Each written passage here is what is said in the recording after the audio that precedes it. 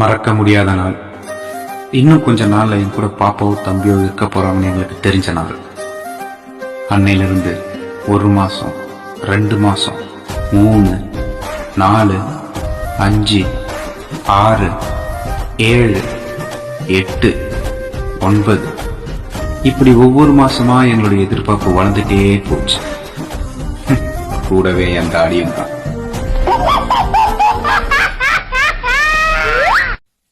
நாங்க எதிர்பார்த்து காத்துட்டு இருந்தோம்னா இன்னும் கொஞ்ச நேரத்துல என் கையில பாப்பாவோ தம்பியோ இருக்க போறாங்கிற சந்தோஷத்துல என்ன அவளுக்கும் என் குழந்தைக்கும் எதுவும் ஆகக்கூடாதுன்ற பயத்தோடு நின்று இருந்தேன்.